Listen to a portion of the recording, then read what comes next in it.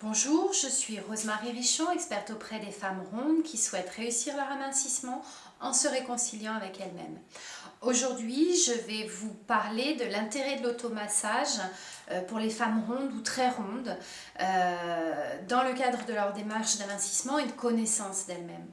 Donc personnellement, lorsque j'étais beaucoup plus grosse qu'aujourd'hui, l'automassage a été une technique de prédilection pour me permettre de me réapproprier mon corps et de le réintégrer en fin de compte, puisque je n'en sentais pas les limites. Et que c'est pour ça que je prenais beaucoup de volume.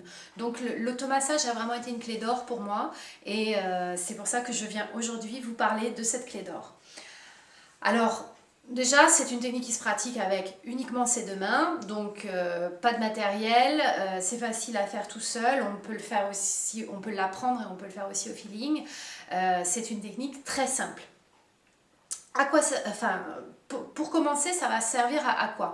À se faire douceur, réapprendre à se faire douceur. Très souvent, on se traite assez mal quand on est très ronde.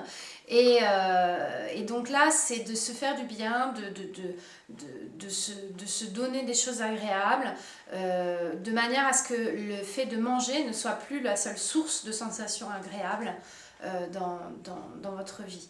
Donc l'automassage va être un outil formidable pour ça. Ça va permettre aussi de sentir les sensations de son corps, sentir si c'est agréable, pas agréable. Il y a des endroits qui vont être tendus, d'autres qui vont être très détendus. Vous allez pouvoir éventuellement identifier des douleurs, des choses que vous n'aviez pas perçues, que vous n'aviez pas mis en conscience parce que vous êtes à côté de votre corps et que vous ne le sentez pas très bien. Donc là, avec cette technique-là, toute simple, vous allez pouvoir identifier les zones de votre corps qui sont douloureuses et venir éventuellement trouver des solutions pour traiter la douleur. L'automassage en lui-même peut être un début de solution. Ça va permettre aussi, en aiguisant comme ça vos sensations, ça va vous permettre d'aiguiser toutes vos sensations. Chaque fois que vous améliorez vos perceptions de vous-même, vous allez améliorer aussi votre perception de la sensation de satiété. Petit à petit, bien sûr, hein, ça ne se fait pas en un claquement de doigts. Mais ça entre dans ce cadre-là. Ça apprend aussi à se connaître, à connaître son corps. Bien souvent, on ne couvre pas ses besoins parce qu'on ne se connaît pas bien. Donc là, ça fait partie de la connaissance de soi. Ça permet d'apprendre à voir aussi où sont les limites de votre corps. Et ça, bien souvent, vous en avez une perception qui est complètement faussée. Soit vous voyez beaucoup plus grosse ou plus mince, mais c'est plus rare que vous n'êtes. Donc, bien sûr, l'automassage ne remplace pas un vrai massage. C'est une technique différente qui va vous apporter des choses différentes et qui complète très bien tout ça.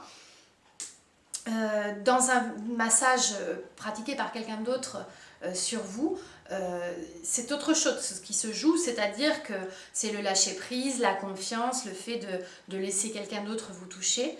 Dans le cadre de l'automassage, ça va être plutôt je prends en charge mes besoins, je me fais du bien moi et peut-être que dans le temps, le fait de pratiquer régulièrement l'automassage va vous amener à avoir envie de recevoir un massage, à y être prête, parce que je sais que pour beaucoup d'entre vous, c'est quelque chose d'assez difficile que d'imaginer que quelqu'un d'autre vous touche, vous voit et voit vos rondeurs. Donc l'automassage est un très bon début et je vous invite à venir le découvrir dans le programme Réconciline bien sûr, à l'expérimenter et à le pratiquer régulièrement, chaque fois que vous en aurez besoin. Et même quand vous n'imaginez pas en avoir besoin, c'est une bonne pratique qui va vous ancrer et qui va vous faire du bien.